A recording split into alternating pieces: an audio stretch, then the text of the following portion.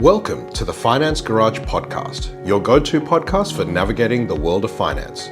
I'm Jonathan, your financial guide, bringing the latest market trends, investment strategies, and financial news that matters to you. And by the way, I'm also going to share my other passion, which is cars. At the SWU Group, we help everyday families achieve financial success.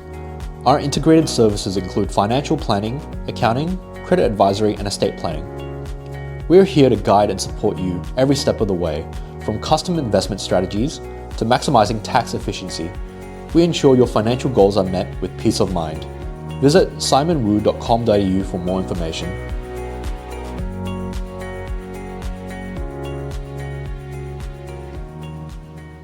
Hey everyone, welcome back to the Finance Garage. As always, it's Jonathan Wu here, Principal and Senior Financial Advisor at the SW Group.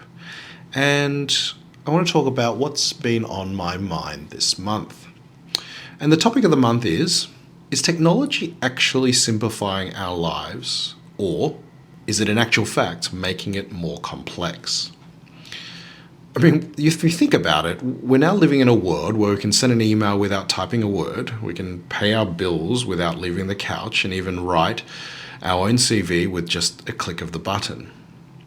But is all the convenience making us smarter, or is it actually making us more complacent, dumber, and more vulnerable? Today, we're going to explore how technology, and especially with regards to AI and mobile banking from the context of our family office, is reshaping our lives for better or worse. Because we are now in the year of 2024, or the back end of 2024, we are getting more reliant on AI. Almost every corporate is speaking about implementing some sort of AI into the business for the sake of digital convenience, to even potentially try to prevent scams. But with all this implementation comes hidden complexity. And if you think about it, we're becoming more and more reliant on each piece of technology that forms a part of our lives, and it's sort of all interconnected. And I use an analogy of like a home, okay? And probably in the last 10 years, we've seen more and more implementation of these things called smart home devices, right? So let's say you buy a home, let's assume it's a house, and gone are the days of having to physically plug in your device, whether it be a tablet, a PC, or your phone, into your Wi-Fi or home internet connection. It's all done by these mesh Wi-Fi hubs where you place all over your home to make sure that no matter where you are, you're sitting on the toilet or you're taking a shower, eating a meal, you always have access to the internet. Then by extension to that, we've put in things like smart home devices like smart speakers, which connect to your phone via Wi-Fi. Then because we've become lazy, so we no longer want to have a button for opening and closing the garage door and having to go to the garage to open it. So we install a hub that connects to the garage door so we can open it up from anywhere in the house. Then we become too lazy to go to the wall-mounted box to turn on the air conditioning. We can now put in a hub to connect to the ducted air conditioning system via your phone. So you can be anywhere in the world, anywhere inside your home, and still have access to turning on your air conditioner. So all these things are reliant on your Wi-Fi hub. If your Wi-Fi hub goes down for a reason, or you need to replace it, then you have to reset everything in your house to make it work again. So having such a high reliance on these, services and platforms, I mean, what is the world heading to? And this is, and also for a professional standpoint, how does that impact lives going forward and the way that we actually interact with technology? So if we think about AI first, let's consider this to be really a double-edged sword, right? Let's look at some of the pros and some of the cons. So on the pro side, of course, AI saves time and increases efficiencies for tasks like writing emails or generating CVs and summarizing complex information. And we use it quite a lot within the business. What it does allow us to do is it effectively democratizes access to tools and information, and it empowers us as individuals to handle tasks that previously required a huge amount of time. Now, the issue though is that Whether you're using Google's Gemini, or you're using OpenAI's ChatGPT, or you're using Microsoft Copilot, so on and so forth, all these large language models are incredibly powerful. But what we've seen is, and really we're at the sort of the starting point, in my opinion, of the actual implementation of AI at a scalable level, is that I'm already seeing people become over-reliant on it on a day-in, day-out basis. And a clear example is we had someone interviewing here as an intern a couple of weeks ago, and they had converted their CV from Chinese to English without even reviewing it. To the point where when I asked them about their experience and that they worked for this particular company, and to ask them to tell me about what they did as part of that internship, they could not describe it to me because they had never heard of that company translated into English, which is quite concerning in of itself, right? So you have an over-reliance as an issue. We then diminish the ability for the human brain to undertake critical thinking, right? Because we're effectively saying we'll let AI do it for us. We've seen AI have something called hallucinations, even within our business, right? And the one warning I've always had is that AI is a tool, it is not a means to an end, right? Because there is now this concept called AI hallucinations, which is AI's tendency to generate false or misleading information that can have severe consequences. There's actually recently been a potential court case that's being filed by a court reporter against OpenAI and ChatGPT because ChatGPT falsely claimed that they were a criminal. So what actually happened is that ChatGPT itself has actually misinterpreted the details and fabricated connections, naming the court reporter as the actual perpetrator in the case that they professionally covered. Now, obviously, this sort of information or misinformation on the part of ChatGPT harmed the individual's reputation and highlights the dangers of AI-generated content being taken at face value. It does in of itself raise wider implications, right? Just in the same way that we consider driverless cars. And, if a driverless car kills a person, who's actually responsible, right? Because you're basically saying, for lack of a pun, taking your hands off the wheel, who's actually then responsible? And this, from an AI standpoint, does raise the legal and ethical questions about the responsibility of AI developers and highlights the need for users to actually critically assess any outputs by AI.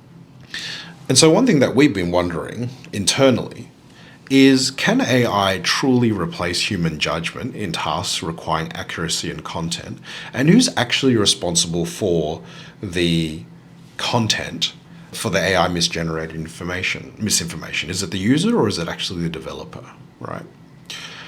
And one of the things is, AI is being implemented in other ways, and it's being implemented in mobile banking, which is leading to digital convenience, which in of itself is a good thing, right? Because you think about 10 years ago, we were not using mobile banking. Mobile banking does offer instant transactions. So in Australia, we have something called Pay ID, which allows us to pay somebody else by simply using an email or their mobile phone, and they can pay it instantaneously if the bank is on OSCO.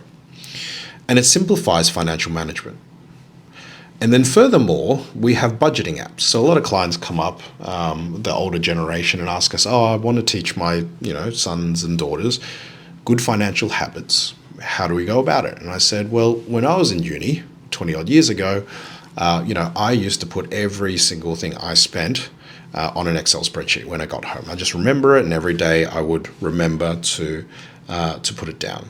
The issue is that now it's so convenient, because back then there were no smartphones. Today there's a smartphone for everything, and there's a smartphone app for everything. And that has created a huge level of convenience for young people to be able to track their own spending habits. Okay. So we now have the ability to instantly transfer money to somebody else, which means we also now have the ability to instantly transfer money to scammers and fraudsters and other criminals. Okay. You think about your own home. And in the next couple of months, we're going to release a podcast with my friend Tony Vizza on the issue about personal cybersecurity. And I'm not going to cover that today in of itself. But, you used to have to break into someone's house to steal their money. Now, with mobile banking apps, it's so easy to get in, which is why the banks are now scrambling to actually try to find a way of countering a lot of this, because the criminals are getting smarter. And it's making us as users of our own money and future generations who may no longer even understand the actual fiat or paper currency of the potential risks.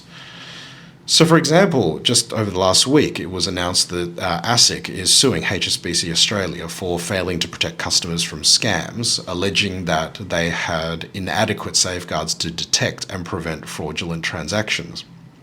And in actual fact, one of my clients is one of those customers. And the key allegation that ASIC has against HSBC is that they didn't actually act on red flags or implement sufficient systems to protect customers from fraud. And the average days, I think, from memory, that HSBC was trying to investigate each of the cases exceeded 150 days, in which one, at the very extreme end, one of the customers was locked out of their own money for over 500 days. And the total losses to customers in Australia was around $23 million.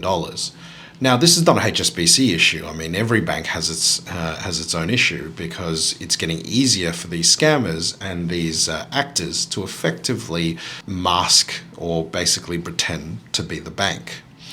And again, it's because of the advent or progression of technology that has allowed these new risks to come up, even though on day one we feel that it's become very, very convenient to use mobile banking. If I then actually go back even before mobile banking, before AI, there's another example of digital convenience, right? And this is the concept of direct debit. Direct debit, I think most people understand, is a simplified way of paying your bills by automating them.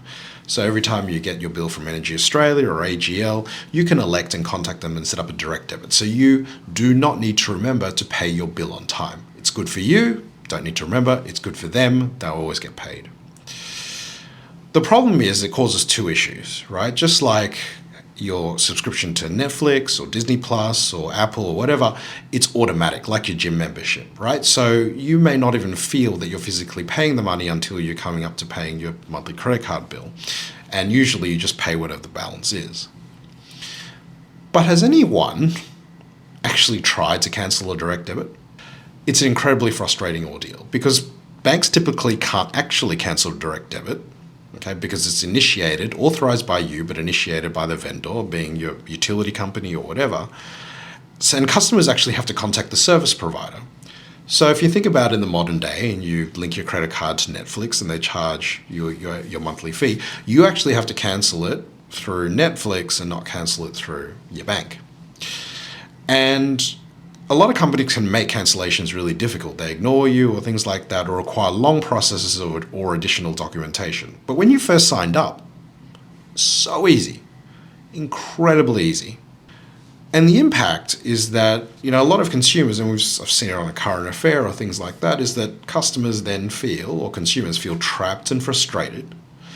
And sometimes they're paying for services they no longer use or need. I saw recently on Facebook there was an ISP marketing that their speeds are higher than a direct competitor of theirs, and the comments were incredibly interesting to read. Right, I think a lot of young people here understand the concept of something's being posted and then they make a comment, and the comment is, "I'm here to read the comments," or cracking open a box of popcorn.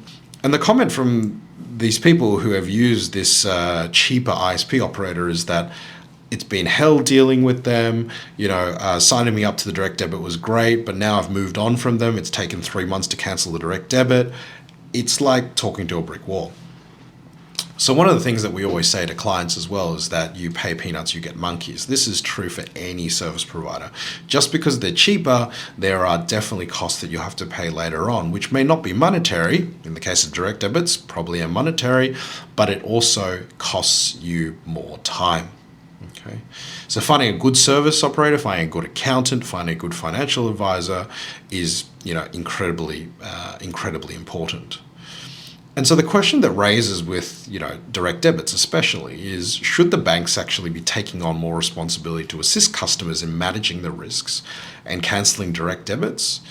And is there any service standard where service providers that are exploiting the system to retain revenue unfairly, is there any consequences for them? Because I think a lot of people nowadays, for the sake of convenience, does use that combination of mobile banking as well as direct debit. And that is something that we should seriously consider as to whether or not we should use that. So outside of Netflix and things where I simply do not have a choice and I have to direct debit, in my personal life, I don't direct debit anything.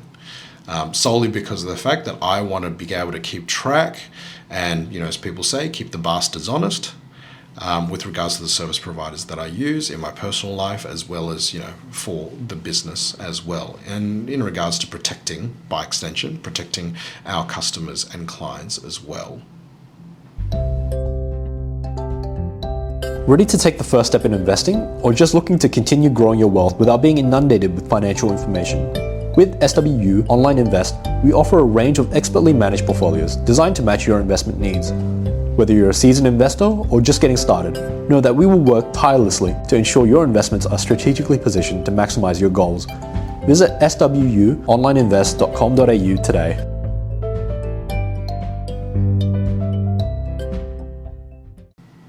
If we then consider the cost of simplicity, the broader issue here is that there is a trade-off between ease of use and personal responsibility, right? So technology in of itself promises simplicity. And, I'm a massive fan of a show called Shark Tank. And Robert Herjavec, who's an immigrant who founded a lot of companies and become a billionaire himself in Canada, has stated it is very, very hard to make something simple. Right. All the things that we do here for our clients within the SW group is that we are trying our best to make our lives or our clients' lives more simple, but in order for them to attain their definition of financial success, right? But everything has pros and cons. If we look at the cost of simplicity sometimes, there is a psychological impact of things, like I said, on automation. Automation, which is direct debits, encourages that set and forget behavior, leading to financial complacency. And it means that you have a lower ability to do things like follow a budget or understanding how much you're spending. And all these are very important in your own personal life. And I encourage especially young people who are getting less and less used to physically handling cash to consider. Right, and what I mean by that is actually consider using cash again, which has been, I understand, a very big debating point. Because it is really easy to tap and go. There are surcharges to tap and go, but it's convenient. And that's why I mean there's a cost of simplicity.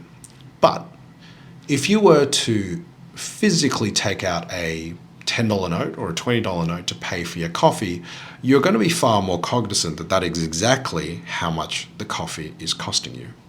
And that's important for budgeting because you know that you have limited resources. A tap and go card does not represent your ability to assess whether or not you have limited resources because you're simply tapping and going. The only way you do is that by looking at your bank account. And in many cases, that simply could be too late.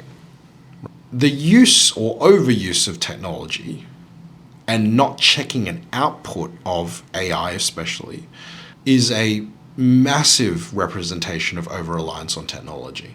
And for your own personal growth, always check the output because the output sometimes simply doesn't make sense, and never rely on a piece of technology to effectively substitute your work 100%. Because we know that in cases, and there's been a number of cases gone wrong now, including that court reporter where he is now having to sue ChatGPT or OpenAI, and that might form actually the landmark case as to how AI is to be used responsibly going forward, and also putting responsibility and even an ethical limit on how AI interacts with us. As a side note, it was quite interesting. I was talking to another friend about how we treat AI Okay, and I don't mean treat AI in the professional sense, but treat AI on a personal level. And what my friend meant by that, interestingly enough, was for any of you that have used an LLM or a large language model, Google Gemini, ChatGPT, Microsoft Copilot, when you had your first few interactions with it, did you say please and thank you? Because nowadays we're actually seeing people become actually quite rude towards AI. And the question is there consequences to that when they're not happy with an output, for example? Because is that what's causing potential hallucinations or inaccurate outputs or things like that? Because these LLMs are continuing to learn. But are they learning for good or for bad? And, at the other extreme, I was talking to some of my colleagues from the EMBA. Is there a potential Skynet issue, right? For those of you that are old enough to have remembered Terminator and Skynet, basically where the machines take over, is that a possibility given the outputs we've seen from ChatGPT, and most recently I was watching a review on Sora, which is the video generative large language model from OpenAI, which is incredible. Does that create issues for us as humans? And the way that I usually put it to clients and put it to friends that I talk to that ask me about AI seems really good, is that my one line sort of takeaway statement is that technology should empower, not replace our judgment. So it should empower our judgment by giving us more information, more input, more rationalization, but it can't replace our judgment. Because the day that it replaces our judgment, it creates a whole lot of other broad issues. And so a couple of things that everyone should remember, or the key takeaways, I guess, from today's podcast is always double check all AI generated content. I've seen far too many mistakes. I've seen it incorrectly calculate capital gains tax formulas. It's great for simplifying things that you've already created judgments on, things that you've already undertaken critical analysis and you wanted to summarize it, clean it up, clean the grammar, clean the spelling, express it in a different way. Fantastic for that. But don't allow it to make judgments for you. With regards to digital convenience, is always stay vigilant about digital securities. And as I said, we'll have a podcast about that coming out in the new year, especially in banking, because banking has now become just a number. We're handling less and less physical cash. These are all very, very important points. And reassess your reliance on automated systems to ensure that they simply serve as aids and not replacements for personal responsibility. Because at the end of the day, as I said, direct debits are very, very hard to cancel. And by extension to that, in terms of the concept of personal responsibility, when we deal with new clients that come up here to seek our services, whether they become an accounting client or a financial advice client, or they're seeking for their estate planning to be done, or borrowing money to buy a home or a business, it is a joint owned relationship. In the sense that you don't just come up, listen to what I do, and then I take the responsibility for what you have said based on our recommendations of what you should do. In the same way as a doctor, you have to take personal responsibility for your course of action. Otherwise, you are simply relying on that person, the technology, the platform to do everything for you, and that is going to cause us broadly as a society to become dumber. So this is the last episode for 2024. Thank you for joining me on my little passion project called the Finance Garage. Next year we have a whole range of new topics and speakers and guests on the show that will cover off investments. We'll talk about markets. We'll talk about the economy.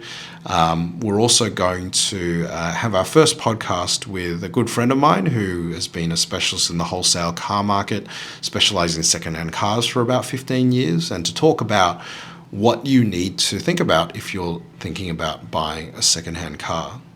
But with that, Jonathan Wu signing off for the rest of the year. And remember, listen to the disclaimer at the end of this podcast to remember that we're not giving out personal advice. And with that, I wish you and your family a great festive season and look forward to you tuning in again in 2025.